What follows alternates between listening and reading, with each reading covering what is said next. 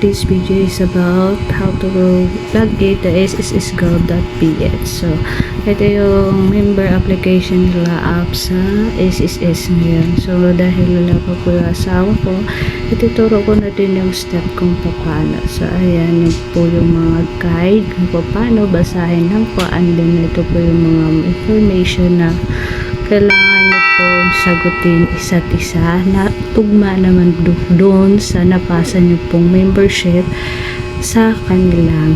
So, kailangan magkatugma po yung nandun na sa system nila at saka yung pag-fill up nyo po sa information na to. Kasi pag hindi po, magbabalid po yung ginawa natin para sa portal na makita natin yung contribution na sana natin. So, rinay ko po sa asawa ko. So, tugma naman po lahat.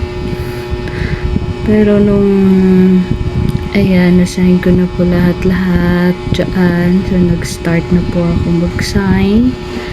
Pero, after na nag-sign ako, lahat yan, mga details na yan.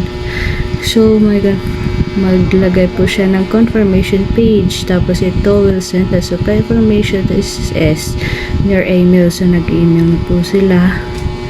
Dyan. So, kung wala sa email yun, nasa junk mail or sa spam mo siya makikita. So, nung ako, chinek ko po dun sa email ng asawa ko, sa junk, sa spam, or sa inbox. So, ayan. So, trinay ko. Ayan.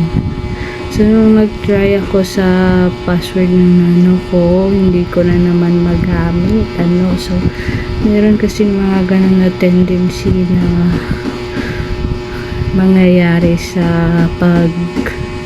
pag-asikaso ng ganito. So, yun.